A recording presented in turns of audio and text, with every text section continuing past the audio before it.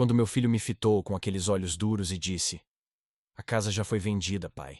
Assinei tudo. Você tem até sexta para sair." Senti o chão sumir sob meus pés.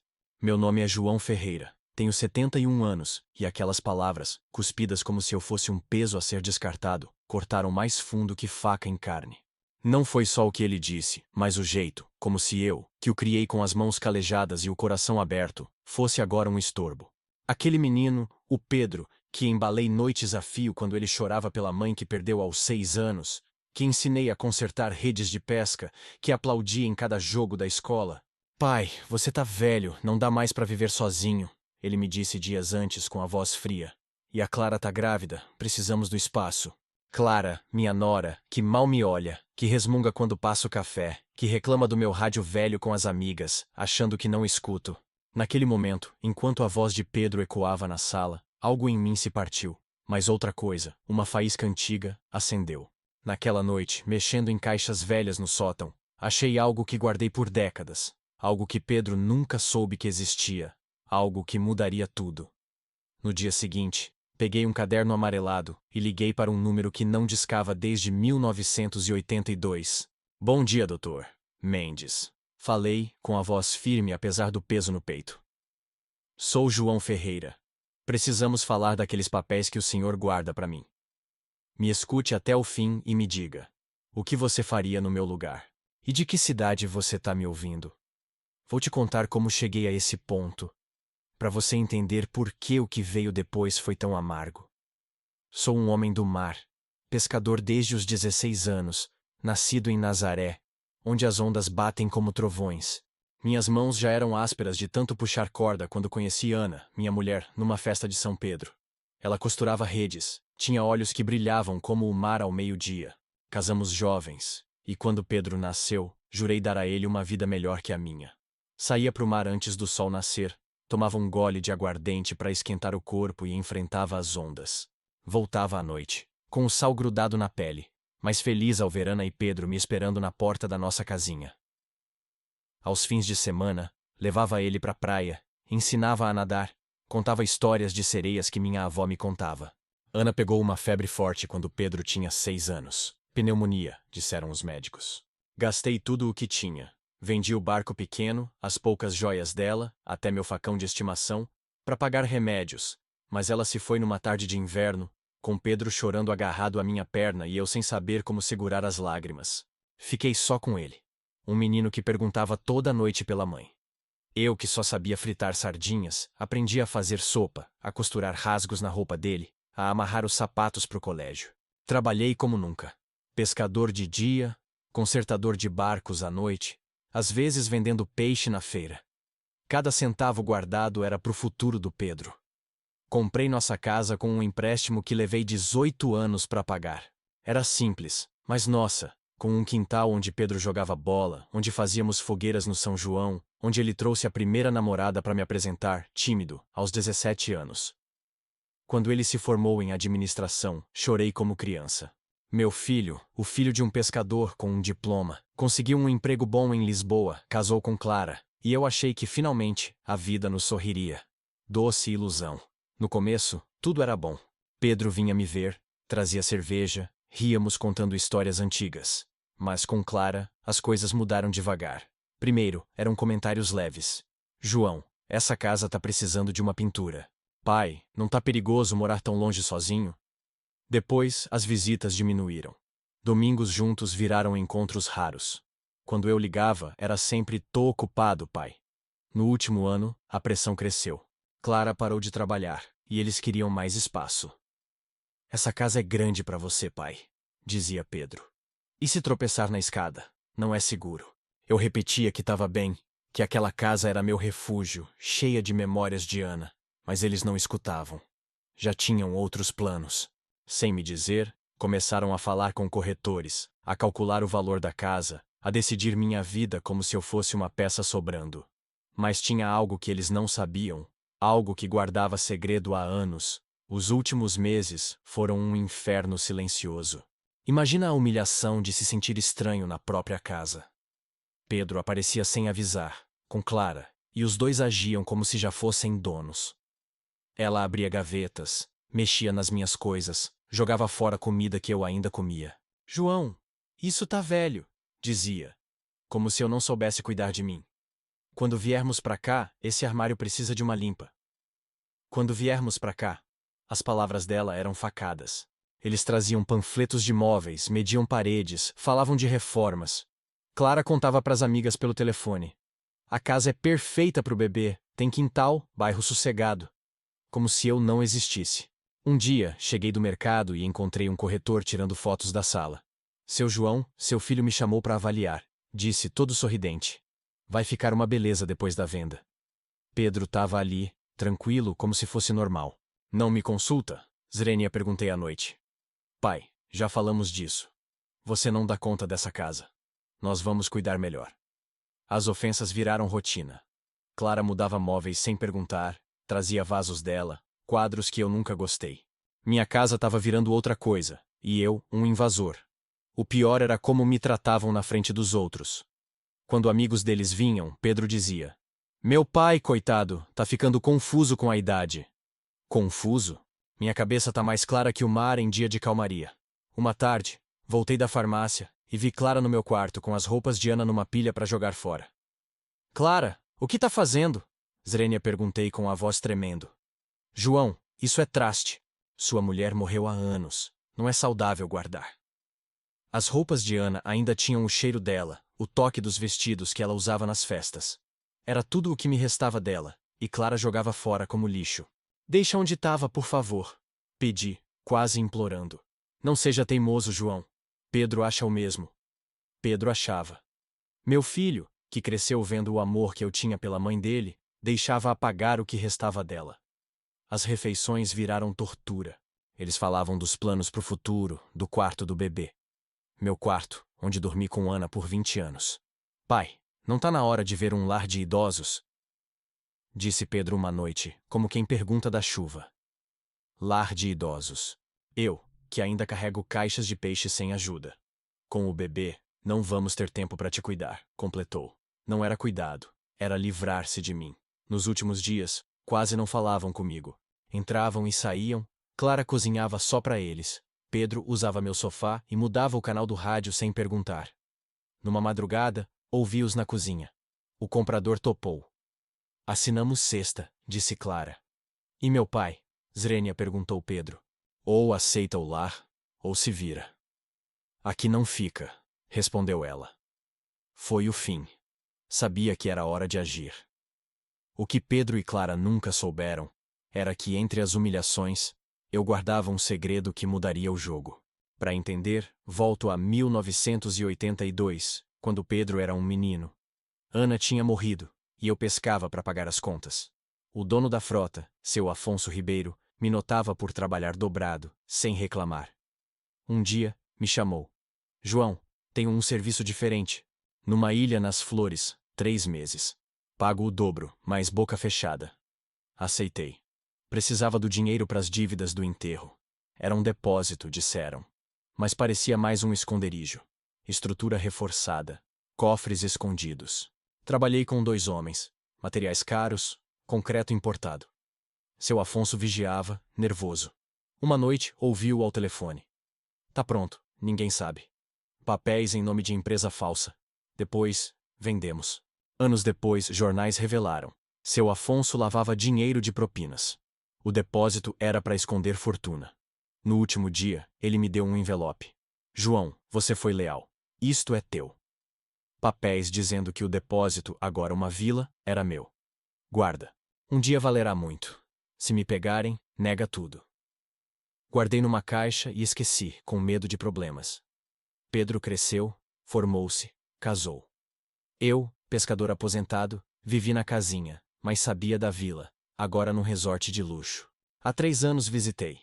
Ilha transformada, hotéis, praias privativas. Minha vila, alugada a turistas, valia uma fortuna.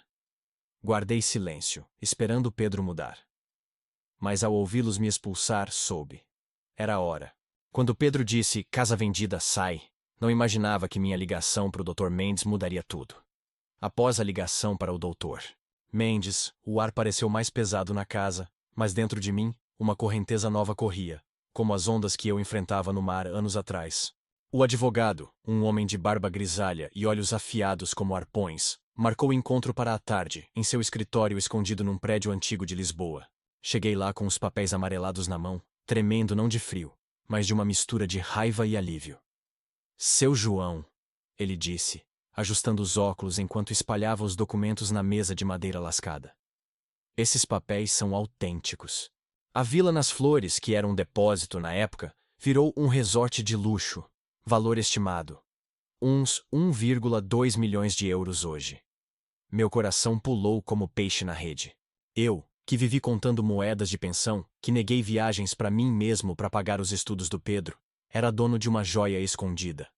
E tem mais, continuou o doutor, puxando uma pasta digital no computador. Desde que seu Afonso morreu na cadeia, uma empresa turística aluga o lugar. Os rendimentos acumularam numa conta no seu nome. Quase 200 mil euros, com juros compostos. Perguntei por que ninguém me avisou. Instruções dele, explicou Mendes. Só se você viesse atrás. Ele achava que complicar sua vida simples seria pior que o silêncio. Saí dali com a cabeça zunindo, como depois de uma tempestade no Atlântico. Voltei para casa ao pôr do sol, e Pedro e Clara estavam na cozinha, rindo de algo no celular, planejando a vida nova. Ao me verem, o riso morreu. Tudo bem, pai? Swingou Pedro, com aquela falsidade que eu já conhecia. Sim, filho. Só resolvi uns assuntos pendentes. Não disse mais nada, mas dentro de mim, o plano se formava como uma rede sendo tecida. Nos dias que se seguiram, enquanto eles aceleravam os preparativos, chamando pintores, medindo janelas para cortinas novas, eu me reunia em segredo com o Dr. Mendes. Decidimos esperar o momento certo, deixar a surpresa cair como uma âncora no fundo do mar. Clara, de repente, virou um anjo forçado. João, quer que eu faça um peixe assado pro jantar? Você gosta, né? Culpa misturada com pressa de me ver fora. Pedro mostrava fotos de apartamentos pequenos. Olha esse, pai. Tem vista pro rio, perto de um centro médico. Remorso? Talvez. Mas superficial como espuma na onda. Uma noite, ele me encontrou no quintal, olhando as estrelas que Ana amava contar. Pai, sei que tá difícil, mas é pro seu bem. Com o bebê vindo, precisamos reorganizar. Mostrei uma foto velha dele aos 8 anos, pescando comigo pela primeira vez. Lembra quando você dizia que nunca me deixaria sozinho? Ele baixou os olhos. Lembro. Mas a vida segue, pai. Tenho responsabilidades agora. Segue mesmo, respondi pensando no que viria. Com o prazo se aproximando, sexta era o dia D, a família de Clara invadiu a casa. A mãe dela, uma mulher de nariz empinado que sempre me via como um pescador fedorento, chegava com bolsas de compras. João viu um lar de idosos perfeito, tem bingo toda quarta. E o custo? Zrênia. Ah, Pedro cuida disso, né, genro? Clara assentiu, mas os olhos fugiam. O irmão de Clara aparecia. Essa casa vai ser ótima para festas. Imagina o quintal com piscina inflável para os sobrinhos. Falavam como se eu fosse ar, planejando festas na minha ausência. Um dia voltei de uma caminhada e os peguei discutindo cores de azulejo pro banheiro, meu banheiro, onde Ana tomava banho cantando fados baixinho. João, o que acha de azul marinho? Combina com você, disse Clara, irônica.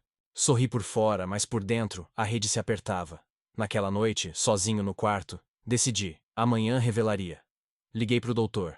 Venha quinta de manhã, com tudo pronto. Tem certeza, seu João? Vai ser um vendaval. Certeza como o mar é infinito. Quinta amanheceu com névoa, como as manhãs em Nazaré. Levantei cedo. Fiz meu café forte, sentei na varanda onde ensinei Pedro a amarrar nós. Às 8 horas, doutor. Mendes chegou pela porta dos fundos, pasta em punho. Repassamos.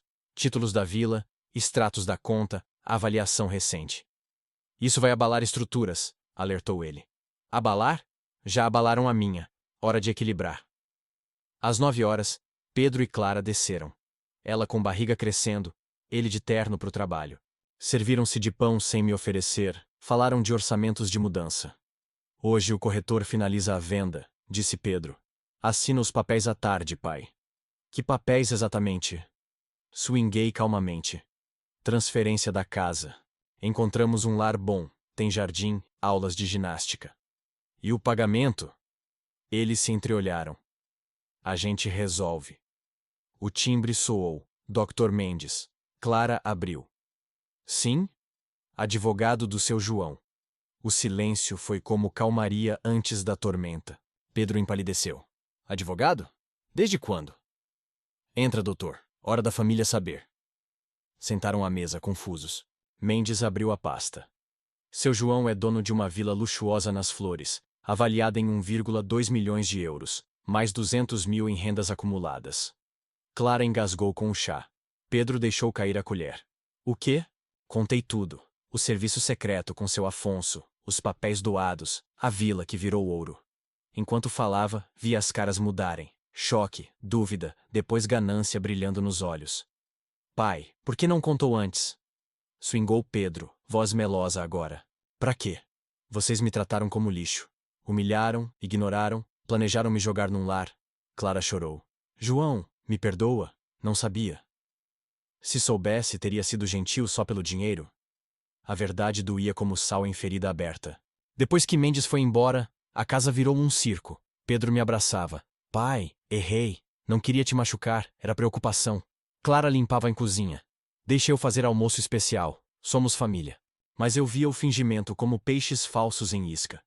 Nos dias seguintes viraram servos. Clara cozinhava meus pratos favoritos, Pedro trazia presentes, um rádio novo, botas de borracha. Pai, aprende a usar esse app pra gente se falar. Consultavam-me pra tudo. Que cor pro quarto do bebê. Patético. Como se as ofensas fossem névoa dissipada.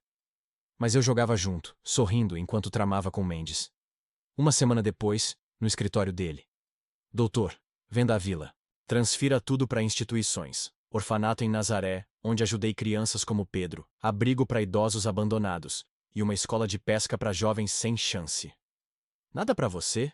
Zrenia perguntou ele. Tenho 71 anos. Quero paz, não pilhas de dinheiro. E uma condição. Torne público. Quero que saia nos jornais, que todos saibam que João Ferreira doou sua fortuna para os necessitados. Ele sorriu. Entendo o recado. Enquanto papéis rolavam, em casa, o teatro seguia. Pedro contava para os amigos. Meu pai é rico. Sempre soube. Clara convidava as dela. Vamos reformar com estilo agora. Já gastavam mentalmente. Carros novos, viagens. A mãe de Clara trouxe catálogo de cruzeiros. João, você ajuda os meninos com isso, né? Ninguém perguntou se eu queria. Numa jantar, Pedro propôs. Vendemos a vila, compramos mansão para todos, você tem suíte própria. Clara. E investimos o resto. Pedro sabe de ações. Agora, experts em finanças. E essa casa? Zrenia perguntei. Alugamos, renda extra. Pra família, claro. Sexta, Mendes ligou. Venda feita. Transferências ok. Jornalistas às 4 horas? Perfeito.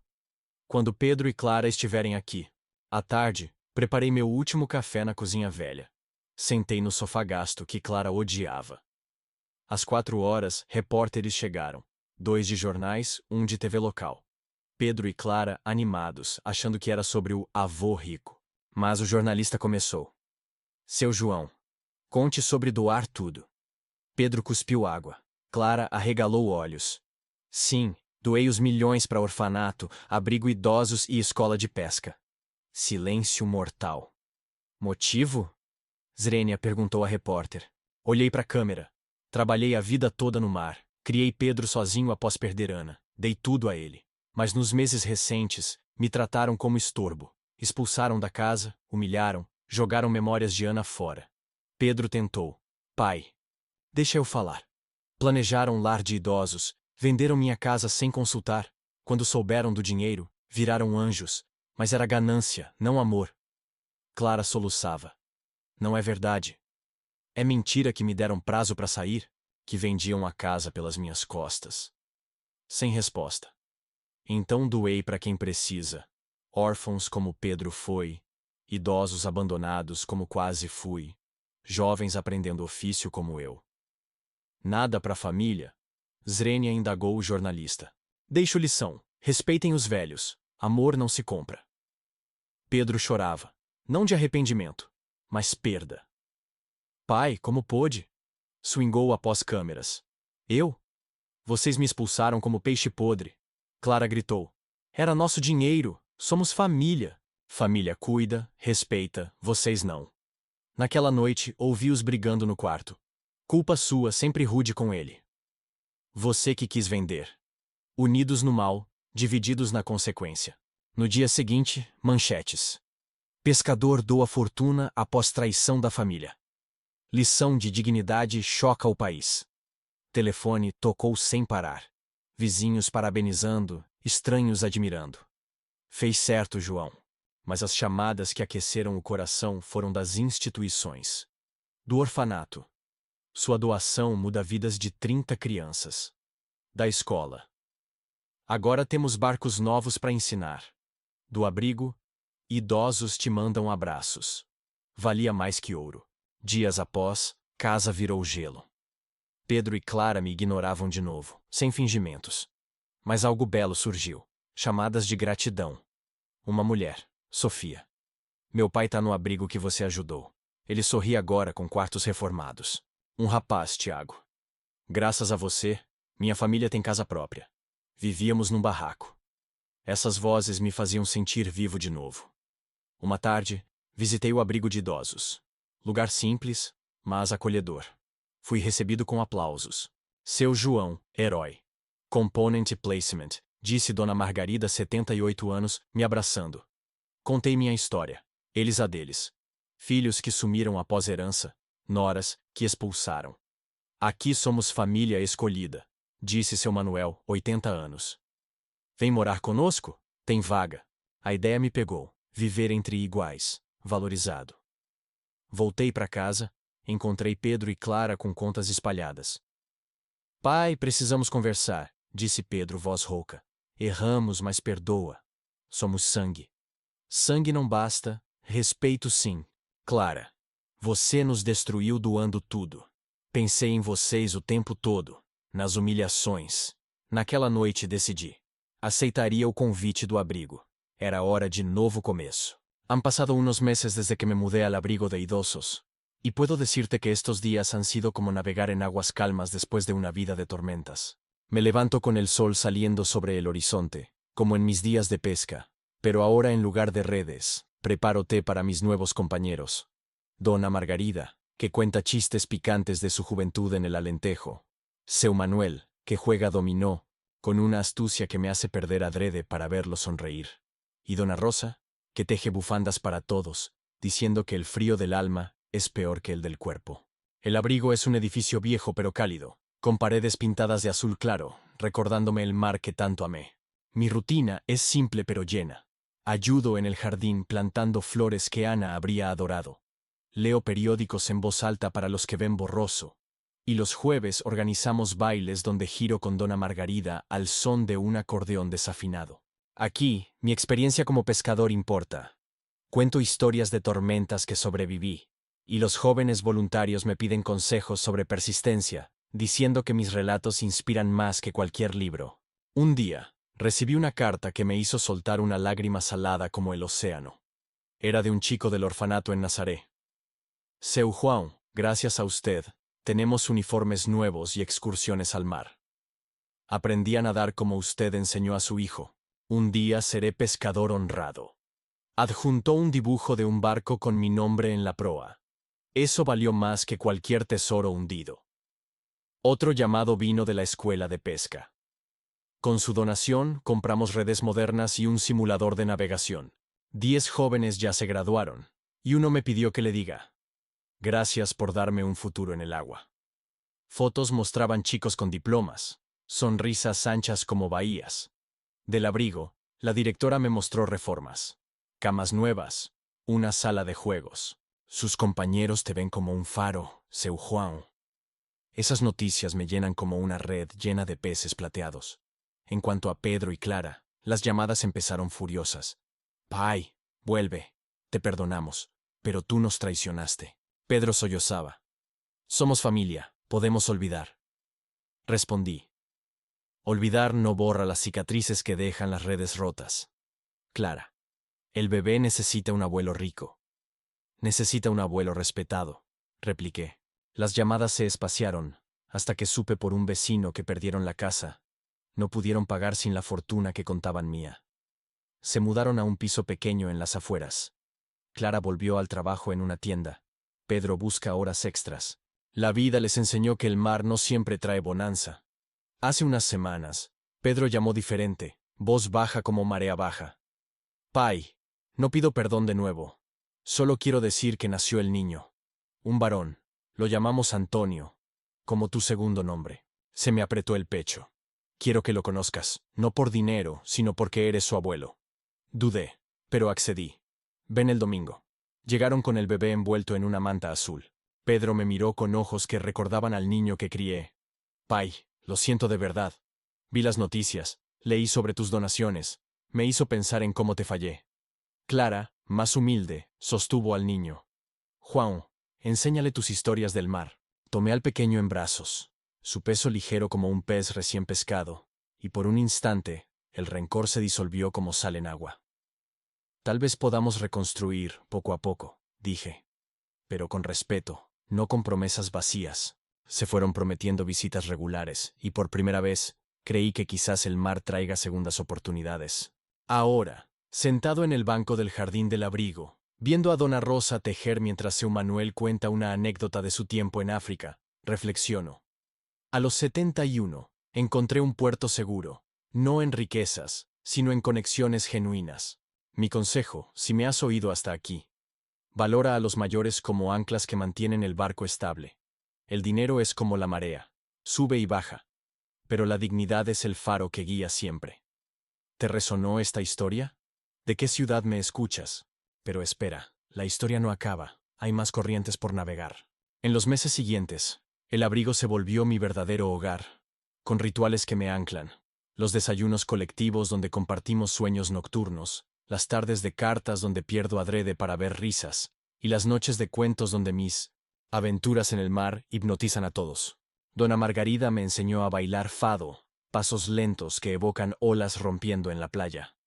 Seu Manuel, con sus manos artríticas, me ayuda a reparar sillas, diciendo que arreglar cosas es como arreglar almas. Un voluntario joven, Luis, me pide lecciones de nudos. Seu Juan, usted ató su vida con fuerza, enséñeme. Me siento útil, como un viejo barco aún navegable. Cartas siguen llegando, del orfanato, fotos de niños en la playa, aprendiendo a flotar. De la escuela, videos de chicos manejando botes simulados. Del abrigo, notas de Ganshi de otros residentes que ahora tienen terapias nuevas. Una mujer, Elena, llamó. Mi madre está en el abrigo que ayudó. Duerme mejor con las camas nuevas. Usted salvó su dignidad. Esas voces son vientos favorables. Pedro visita ahora cada 2 semanas, trayendo al pequeño Antonio. Jugamos en el jardín, le cuento leyendas de sirenas, y Pedro escucha, ojos húmedos. Pai, nunca valoré tus sacrificios. Clara trae dulces, menos altiva. Juan, perdone mi ceguera. Reconstruimos puentes frágiles como redes remendadas. Un día, el director del abrigo me propuso. Sea nuestro embajador, hable en eventos sobre abandono. Acepté, y di charlas en escuelas, contando mi viaje desde pescador humilde a donante, enfatizando que la familia es elección, no obligación. En una, un estudiante preguntó, ¿cómo perdonó? Perdonar libera el ancla del rencor, respondí. Ahora, con el sol poniéndose, planeo una salida al mar con mis amigos del abrigo. Un barco alquilado para pescar, reír, recordar. La vida, a los 71, es un océano infinito de posibilidades. Si esta historia te tocó, dime. ¿Qué harías tú? ¿De dónde me oyes? Aqueles planos para o mar se concretizaram numa manhã de céu limpo, quando alugamos barquinho modesto no porto de Nazaré, eu e meus companheiros do abrigo. Dona Margarida rindo como uma menina ao sentir o balanço das ondas, seu Manuel ajustando o chapéu contra o sol e Dona Rosa levando sanduíches caseiros embrulhados em pano. Saímos cedo, o motor tossindo como um velho marinheiro, e pela primeira vez em anos, segurei uma vara de pesca não por necessidade, mas por puro prazer. As águas estavam calmas, refletindo o azul infinito, e enquanto lançávamos linhas, conversamos sobre vidas que pareciam novelas antigas. Margarida contou de um amor perdido em Lisboa, Manuel de aventuras em Angola durante a guerra, Rosa de criar filho sozinha num vilarejo do Minho. Pegamos alguns peixes pequenos que devolvemos ao mar com risadas, E o dia terminou com um piquenique na praia, pés na areia, sentindo que a amizade verdadeira é como uma correnteza que nos leva sem afogar. Voltei ao abrigo com o corpo cansado, mas o espírito leve como gaivota voando. Nos dias que seguiram, essas saídas viraram tradição quinzenal, cada uma trazendo uma novidade. Numa, convidamos Luiz, o voluntário, que aprendeu a lançar isca comigo e confessou sonhos de ser capitão.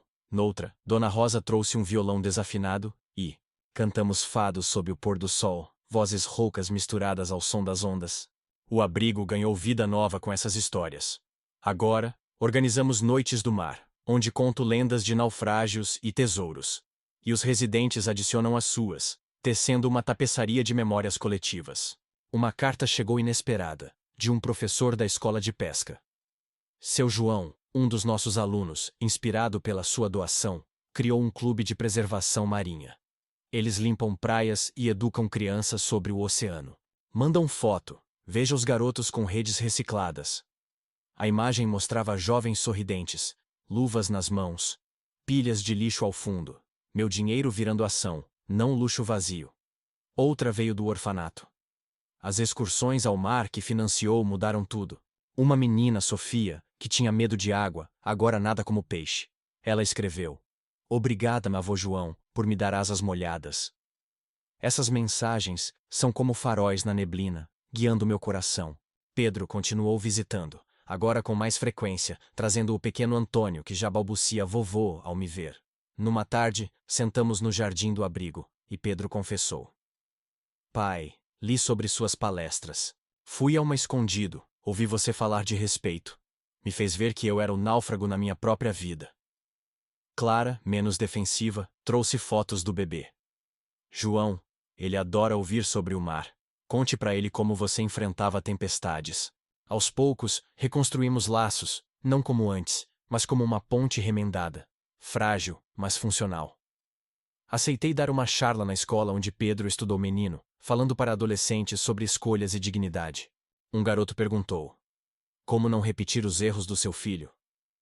Respondi: "Escutando o vento antes da tormenta, valorizando as âncoras que te seguram." Aplausos ecoaram, e senti que minha história virava semente. Uma surpresa veio numa manhã chuvosa. O diretor do abrigo me chamou para uma reunião. "Seu João, com sua doação expandimos. Agora temos uma ala para visitas familiares, para reconciliações como a sua. Inauguramos com uma festa, bolo e música, e Pedro foi o primeiro a usar. Trouxe Clara e o bebê para um almoço, onde conversamos sem sombras do passado." "Obrigado por nos dar essa chance", murmurou ele. "Chance que você ganhou ao refletir", retruquei. As noites no abrigo agora incluem sessões de cartas, onde jogo truco com Manuel, perdendo de propósito para ouvir suas gargalhadas. Dona Margarida me ensinou crochê, e fiz uma manta para o neto, fios entrelaçados como vidas que se cruzam. Luiz, o voluntário, virou amigo próximo. "Seu João, você me inspirou a estudar oceanografia. Vamos pescar juntos." Aceitei. E numa saída, ele pescou seu primeiro robalo, olhos brilhando como os de Pedro outrora. Cartas seguem fluindo. Da escola, notícia de bolsas para órfãos. Do orfanato, fotos de artesanato vendido para fundos. Do abrigo, relatos de idosos reconectando com filhos distantes, motivados pela minha jornada. Uma velhinha, Dona Isabel, me confidenciou: "Você me deu coragem para confrontar minha filha. Ela veio visitar depois de anos." Impactos como ondas se espalhando. Pedro me ligou uma noite: "Pai, Clara e eu estamos ajudando num abrigo local, voluntariando. Aprendemos com você." Orgulho misturado a perdão. Talvez o ciclo se quebre. Participei de um documentário local sobre idosos ativos, contando minha virada, de traído a transformador. O cineasta disse: "Sua história é farol para muitos." Exibido na TV, gerou mais cartas. Uma de uma neta abandonada dizendo: "Você me fez ligar pro meu avô. Agora planejo uma viagem maior. Com o grupo do abrigo, iremos às Flores ver a vila que vendi. Não por saudade, mas para celebrar o que ela gerou. Caminharemos pela praia, sentiremos o sal e brindaremos a vida que renasce." Aos 71, descubro que o oceano não acaba no horizonte. Ele se expande dentro de nós. Se essa narrativa te faz refletir sobre laços e legados, me conte. O que mudaria na sua rota? De qual porto me escutas? Mas as marés ainda trazem mais surpresas. Aguarde as próximas vagas. Nos meses que vieram, essa viagem às flores se tornou realidade. Um voo curto, mas simbólico. Com Margarida excitada como criança em avião pela primeira vez. Manuel contando piadas para disfarçar o medo de voar. Rosa levando remédios extras por via das dúvidas. Chegamos à ilha verdejante, ar puro como brisa fresca, e fomos à vila. Agora, um eco-resort, gerenciado por uma cooperativa local que usa lucros para a educação ambiental. O gerente, um homem jovem chamado Tiago, nos recebeu. Seu João, sua doação mudou tudo. Veja, painéis solares, trilhas educativas. Caminhamos pelos jardins que outrora eram esconderijo, e senti paz. O segredo sombrio virar a luz. Pescamos na costa, peixes tropicais dançando nas linhas, e à noite, ao redor de uma fogueira, compartilhamos segredos. Margarida admitiu um filho dado para adoção. Manuel, arrependimentos de juventude. Rosa, um amor não correspondido. Voltei mais forte, com conchas como souvenirs para o neto. O abrigo ganhou um clube de viagens, inspirado nessa. Próxima parada, Porto, para ver o Douro. Luiz se juntou oficialmente, trazendo ideias frescas.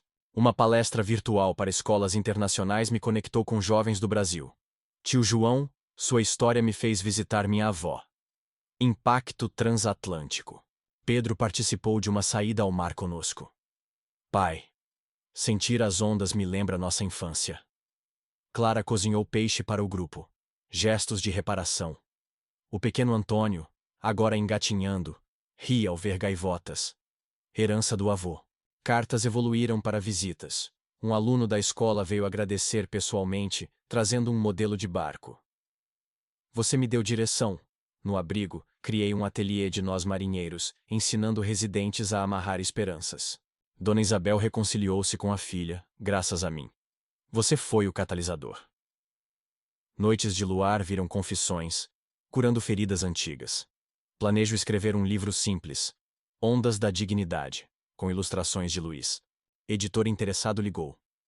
Sua voz precisa ser ouvida. Pedro ofereceu ajuda na redação. Juntos, pai. Aceitei. Laços se fortalecendo como cordas trançadas. Com o outono chegando, preparamos festas de colheita no jardim, abóboras e vinhos, celebrando renascimentos. A vida, vasto mar, me ensina que portos novos surgem quando navegamos além do conhecido. O que ancoraria na sua jornada? De que Bahia me falas? Com o outono pintando as folhas de tons avermelhados, como se o mar tivesse emprestado suas algas cor de fogo, mergulhamos nas festas de colheita no jardim do abrigo, onde abóboras roliças viravam lanternas improvisadas e garrafas de vinho tinto circulavam como segredos sussurrados. Dona Margarida inventava danças com folhas secas nos pés. Seu Manuel contava lendas de vinhedos assombrados que colhia de sua infância no Douro, e Rosa preparava tartes de figo que derretiam na boca, misturando sabores doces com pitadas de canela que evocavam outonos distantes. Nessas noites, sob luzes penduradas como estrelas caídas, partilhávamos não só comida, mas fragmentos de almas. Eu falava de noites solitárias no barco, esperando a aurora, e eles respondiam com ecos de suas próprias esperas. Luiz, agora um fixture no grupo, trouxe um telescópio emprestado, e observamos constelações, nomeando-as com apelidos bobos. Aquela é a rede do pescador, apontei, rindo de como o céu espelhava minhas redes antigas. Uma dessas festas coincidiu com uma visita surpresa de Pedro. Chegou com Clara e o pequeno Antônio, carregando uma cesta de uvas frescas colhidas num vinhedo que visitaram. Pai, quisemos juntar-nos à celebração, disse ele, olhos baixos mas sinceros, como um marinheiro pedindo permissão para ancorar. Clara, com o cabelo solto pelo vento outonal, ajudou Rosa na cozinha, trocando receitas como quem troca confidências. O bebê rastejava pela grama, agarrando folhas amarelas, e pela primeira vez, sentimos um calor familiar sem as sombras da ganância. Conversamos sobre o tempo, sobre sonhos para o neto, sobre como o outono limpa o ar para invernos mais leves. Pedro confessou. Estou lendo livros sobre o mar, pai. Quero entender melhor o que você viveu. Respondi com um aceno, sentindo que as marés da reconciliação subiam devagar, onda por onda. As palestras evoluíram para workshops interativos. Numa escola local, levei redes velhas e ensinei garotos a consertá-las, metaforizando como remendar relacionamentos rompidos. Um menino tímido, de olhos curiosos, perguntou: Seu João, e se o buraco for grande demais? Então use fios mais fortes, repliquei. E paciência como cola. Aplausos vieram. E uma professora me convidou para mais sessões, dizendo que minha presença transformava salas em portos de inspiração. O livro Ondas da Dignidade ganhou forma nas noites quietas, ditando para Luiz que digitava furiosamente, intercalando capítulos com ilustrações suas. Ondas estilizadas, faróis solitários, famílias como cardumes unidos. Pedro contribuiu com um capítulo sobre lições aprendidas, escrevendo com honestidade crua. Fui o filho que navegou para longe, mas o farol do pai me trouxe de volta. Uma editora pequena, tocada pela prévia, ofereceu publicação modesta, com royalties doados para causas marítimas. Cartas transformaram-se em pacotes. Do orfanato, enviaram artesanatos de conchas pintadas, cada uma com uma mensagem gravada. Você nos deu praias seguras.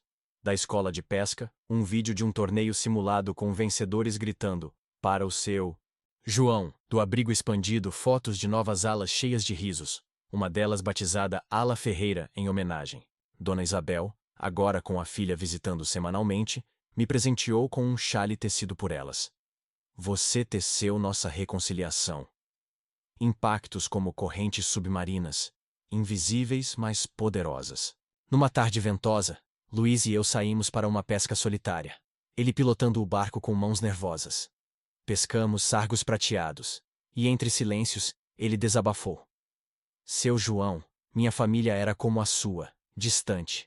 Sua história me fez ligar para o meu pai. Soltei a linha devagar. O mar conecta ilhas isoladas. Voltamos com cestos cheios e corações mais leves. Pedro propôs uma viagem familiar. Vamos às praias de Nazaré, pai. Mostre ao neto onde tudo começou. Aceitei e lá fomos. Clara carregando o bebê, Pedro tirando fotos, eu apontando rochedos onde ondas quebravam como memórias. Antônio tocou a areia pela primeira vez, rindo das gaivotas, e sentiu um ciclo se fechando, como uma rede recolhida após dia farto. No abrigo, Manuel organizou um torneio de contos, onde competimos com narrativas exageradas. A minha, sobre um peixe gigante que engoliu um tesouro, venceu por aclamação, prêmio uma garrafa de vinho caseiro. Rosa, com olhos brilhantes, sussurrou. Você trouxe aventura para nossas vidas paradas. Com o inverno se aproximando, preparamos o abrigo para o frio. Isolamos janelas, estocamos lenha, e criei um círculo de leitura, onde devoramos livros sobre viagens marítimas, debatendo destinos como se fôssemos exploradores. Uma nevasca rara cobriu o jardim, e saímos para brincar como crianças. Bolas de neve voando, risos ecoando. Margarida acertando Manuel com precisão hilária. Pedro veio ajudar a limpar, trazendo chocolate quente. Família unida no gelo. Clara adicionou. Aprendemos a valorizar o calor humano. O livro foi lançado numa livraria pequena, com leitura pública. Eu, voz rouca, compartilhando trechos, plateia misturada de residentes, alunos, estranhos tocados pela notícia. Autógrafos vieram com abraços. Uma senhora idosa disse, você me deu voz para minha própria história. Vendas modestas, mas resenhas elogiaram. Um farol de resiliência. Luiz ilustrou a capa com uma onda virando página. Cartas internacionais chegaram. De Portugal continental, uma pescadora escreveu, sua dignidade ecoa nas minhas redes. Do Brasil, um neto reconciliado. Li seu livro, abracei meu avô. Impactos globais como correntes oceânicas. Planejo agora uma expedição maior. Com o grupo, iremos ao Algarve, mergulhar em grutas, explorar cavernas que escondem segredos como os meus antigos papéis. Margarida sonha com fotos subaquáticas, Manuel com peixes exóticos, Rosa com piqueniques em falésias, Luiz se anima. Vamos documentar tudo para o próximo livro. Pedro oferece o carro. Eu dirijo, pai. Clara, levo lanches para o neto. União como frota navegando junta. A vida, aos 71, revela que invernos frios precedem primaveras floridas, e cada estação traz lições como conchas na praia. O que colheria no seu outono pessoal? De qual enseada me respondes? Mas as correntes ainda fluem, espere pelas próximas marés. Com a primavera despontando, flores brotando como promessas renovadas, a expedição ao Algarve se materializou num comboio animado. Eu no banco da frente com Pedro ao volante, Clara cantando baixinho para o bebê no colo, Luiz filmando pelo celular e o trio do abrigo no banco de trás, Margarida com binóculos pendurados, Manuel com um mapa antigo, Rosa com uma bolsa cheia de ervas medicinais para emergências. As estradas sinuosas levavam a praias douradas, onde mergulhamos em águas turquesas, explorando grutas que ecoavam risos como cavernas míticas. Nadamos entre rochas esculpidas pelo tempo, e eu mostrei a Antônio, agora toddling na areia, como as ondas sussurram segredos. Pedro mergulhou comigo. Pai, sinto o mar no sangue agora. Clara fotografou tudo, criando um álbum digital que compartilhou com orgulho. No abrigo, ao voltar, montamos uma exposição de fotos e conchas, atraindo visitantes. Uma escola veio, e contei como grutas escondem tesouros internos. O clube de viagens cresceu. Próxima, Serra da Estrela para ver neve derretendo em riachos. Luiz editou vídeos da viagem, postando online. Aventuras de um pescador sábio. Visualizações subiram, comentários tocantes. Inspirador ver idosos vivendo pleno. Pedro, influenciado, começou um blog sobre paternidade. Lições do meu pai, o farol. Clara juntou-se, escrevendo sobre empatia. O neto, crescendo, aponta para o mar em fotos. Vovô Peixe! Cartas viraram parcerias. Uma ONG marítima propôs colaboração, usando meu nome para campanhas de preservação. Aceitei, dando entrevistas sobre sustentabilidade, ligando minha história a causas maiores. No abrigo, criei uma horta comunitária, plantando ervas que Rosa ama, colhendo com Manuel, cozinhando com Margarida. Colheitas viram festas, celebrando ciclos. Uma residente nova, Dona Helena, chegou quebrada por família distante. Sua história me trouxe aqui. Ajudei-a a reconectar, como farol guiando o navio perdido. Luiz se formou em oceanografia dedicando tese a mim. Para o homem que navegou tormentas internas. Festa de formatura no abrigo, com peixe grelhado e toasts emocionados. Pedro discursou. Pai, você remendou mais que redes. Remendou corações. Primavera trouxe renovações. O livro ganhou tradução para espanhol, vendendo em livrarias além mar. Resenhas. Narrativa que flui como correnteza. Planejo Sequel. Portos encontrados, com contribuições do grupo. A vida ensina que primaveras florescem de invernos superados, e cada flor é uma vitória quieta. O que plantaria na sua estação? De que costa me ouves? Com as grutas do Algarve ainda ecoando em nossas mentes como sussurros de sirenas ancestrais, o verão irrompeu com um calor que transformava o ar em um véu ondulante, convidando-nos a aventuras mais audaciosas. Decidimos explorar o Tejo num cruzeiro, improvisado, alugando um barco fluvial largo o suficiente para acomodar nossas almas inquietas. Pedro insistiu em capitanear, mãos firmes no leme como se redimisse de navegações erradas do passado, enquanto Clara embalava o pequeno Antônio com canções de ninar ribeirinhas que aprendera comigo. Luiz filmava cada curva do rio, capturando reflexos dançantes na água, e o trio inseparável. Margarida com seu chapéu florido desafiando o sol, Manuel contando anedotas de ribeiros que pescou na juventude alentejana, Rosa distribuindo refrescos de limão adoçado para hidratar as histórias. Transformava o deck em um palco de improvisos. Passamos por margens verdejantes onde salgueiros se curvavam como velhos amigos, parando em vilarejos esquecidos para provar queijos frescos e vinhos verdes que borbulhavam como risos contidos. Numa dessas paradas, mergulhamos em águas mornas, e Antônio, agora caminhando com pernas trôpegas, chapinhou pela primeira vez, gritando de deleite enquanto eu o segurava, sentindo o ciclo da vida como correntes que se entrelaçam sem fim. Pedro, ao meu lado, murmurou. Pai, esse rio me lembra como fluímos apesar das barragens que erguemos. Clara adicionou, com voz suave. E você nos ensinou a dissolver essas barragens com paciência. Luiz capturou o momento dizendo. Isso vai pro documentário sequencial, Rios da Redenção. De volta ao abrigo, o cruzeiro inspirou um festival fluvial interno. Decoramos o pátio com bandeirinhas azuis simulando ondas, e realizamos regatas de barquinhos de papel em uma bacia gigante, com prêmios simbólicos como conchas polidas. Manuel venceu com um design astuto, herdado de ancestrais navegadores, e Margarida proclamou. Próxima vez faço um com asas. Rosa, sempre prática, cozinhou um banquete de peixe de rio grelhado, temperado com ervas do nosso horta, e durante a refeição, partilhamos visões de futuros. Eu sonhando com uma biblioteca marítima no abrigo, Luiz planejando um app de histórias orais para idosos. Uma parceria inesperada surgiu. Uma universidade contactou-me após ver os vídeos online, convidando para uma aula magna sobre sabedoria popular e sustentabilidade oceânica. Aceitei, e na sala lotada de estudantes ansiosos, misturei contos de pescas épicas com lições de dignidade, usando redes como metáfora para conexões humanas. Um aluno, de barba incipiente, questionou: como manter âncoras em tempos digitais? Atualize as cordas, mas preserve o nó essencial. O respeito, respondi, ganhando aplausos que ecoaram como ondas aplaudindo a costa. O livro Portos Encontrados ganhou asas. A editora lançou-o com um evento virtual, conectando leitores de Açores à Madeira, e resenhas choveram como chuvas tropicais. Uma odisseia interior que navega corações. Royalties foram para uma nova causa: proteção de tartarugas marinhas, ligando meu passado ao futuro dos oceanos. Cartas transmutaram-se em visitas virtuais. Um grupo de órfãos fez videochamada, mostrando artesanatos de redes recicladas, inspirados no seu João. Alunos da escola enviaram um podcast gravado sobre minhas lições, com vozes juvenis ecoando gratidão. Residentes do abrigo expandido mandaram um mosaico de fotos. Cada peça uma história de reconexão. Dona Helena, agora radiante, organizou um chá onde sua filha, reconciliada, trouxe netos. Você iniciou essa cadeia de afeto. Luiz, promovido na universidade, dedicou uma pesquisa a narrativas geracionais no contexto marítimo, citando-me como mentor. Seu João, você é o compasso que guia minha bússola.